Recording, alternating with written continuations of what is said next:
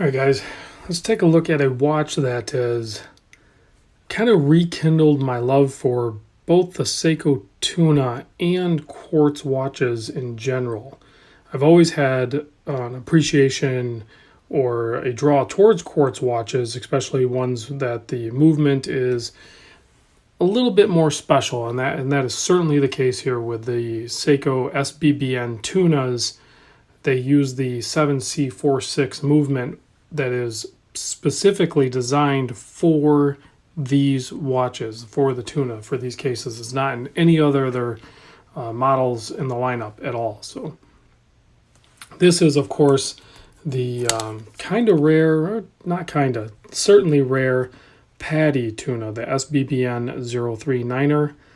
And straight up, guys, I paid $1,300 for this used. Although it's in perfect or near perfect condition, it is a used watch. So that is a lot of money for a quartz used watch, but because it is a limited production, they only made 700. This is number 603. That kind of drives the price up a little bit. You can get used like Sbbn 031s or 33s or something like that. I'm sure you can get them used for, maybe on the extreme low end with some wear or damage on it for around $550, maybe up to $700. And even those ones new I think are like 8 or 9. I can't remember exactly, but so really when you take that in consideration and then you realize that this is a limited production, then the price jumps up. It's not absurd, I guess, is what I'm pointing out. So again, killer lume, and I'll give you a lume shot of that at the end, but let's talk about the size, because the size is probably one of the weird parts about the Tuna, tuna can, tuna, or whatever. The case is 47.6 millimeter, like at its widest point, excluding the crown, of course, but the case itself is just over 47.5 millimeter, 47.6 mil. But the lug to lug, you can see the lugs are inset of the case even. The lug to lug is only 44.6 with those drilled lugs. So super short on the lug to lug. Thickness, including that domed hardlex, you can see there, which just, it must be double domed because it doesn't really distort that much. You can clearly see it at angles. The thickness is just over 15 millimeter, like 15.12 is what I measured. And then the lug width on this one, and I think the later Sbbn Tunas, is 22 millimeter. And that was another topic that, like I was talking to Jeff McMahon about, which bracelet to order, because I ordered the strap code Hexed bracelet, and I ordered the 22 millimeter one. So I will be fitting that. And I'll try to splice in a video of that on the bracelet. But I've been wearing it on this really nice silicone strap. I'm super happy with that. It's actually really comfortable. The crown action on it, it is obviously a screw down crown, 300 water resist, pops out really good. That first position is neutral. Second position, you're going to be able to change your day and date. And then the last position, you're going to be able to hack and adjust the time however you want. But also, like, there is no play in this thing. It is super, super tough and rigid. So easy to screw back down. I can get it to go back in. And if you look at that day and date wheel there, you can see, excuse like the glare and the dust, but you can see just like that Marine Master I just reviewed, the date disc looks almost like metallic. And then the day is blacked out. And then with, right now it's on Saturday, so it's going to have the blue. Here, I'll change it so you can see it. That's the other thing with quartz, you don't have to worry about the day and date when you change it. So that Sunday's red, and then of course it has Kenji, the Japanese characters there for the second language. So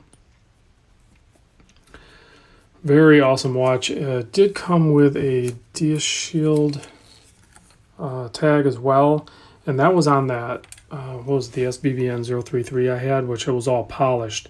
So this is my first experience with a full brushed and the DS Shield, but it seems like it's holding up really good. You get that really cool blue outer part of the bezel, the screw links there, or the screws that hold the shroud on, and then of course the crown, and then a little pop of red there on the minute hand and the chapter in the inside there, so it makes it really kind of stand out. Let me give you a wrist shot, I'll give you a Lume shot, and then I'll see if I can splice in some video of it on bracelet. I have not sized that bracelet, so I'll have to do that. But you can see on my 7 1/4, this thing wears and feels amazing.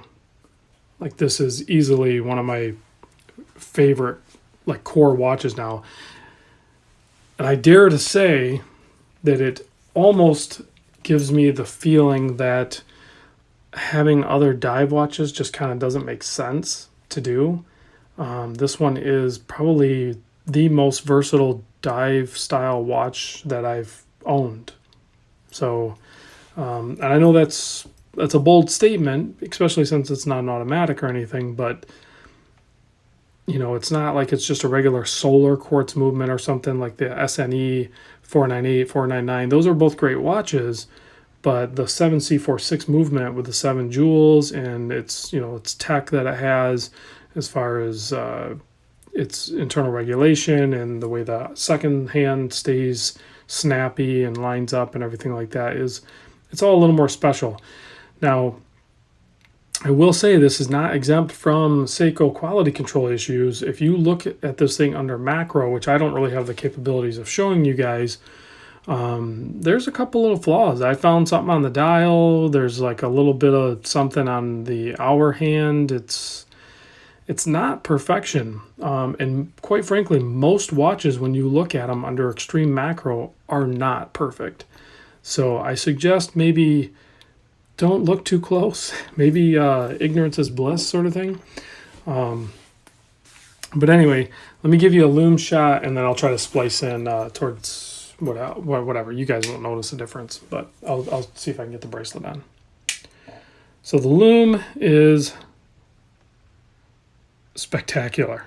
Like, it kind of makes any other possible flaws that you may find with this thing non-existent, because the Lume is crazy good. It's, as far as I have had watches on the channel, other than maybe some crazy C3X1 Lume, this Lume is like, good luck beating it. So, and here it is on the hex head. I really like the way it captures the light. I think Jeff was definitely successful in finding, in my opinion as well, the best looking and fitting bracelet aftermarket wise for the Sbbn Tuna. I do like it on the black strap. I might actually order a blue strap for it. I was talking to Michael. He has one of these as well. And my buddy Michael up in Canada that's lent in some watches. He's got one of these padi Tunas, and he was thinking about getting the blue silicone strap as well. But I do like it on this bracelet as well. So I might try that for a little bit. And it's good to know too that there is a little bit of Loctite on the screws. So they came out easy enough, but they already come with the Loctite on them. So not too bad. That's one less thing you got to worry about. Just double check them occasionally, but it should be good. All right, thanks for watching, guys.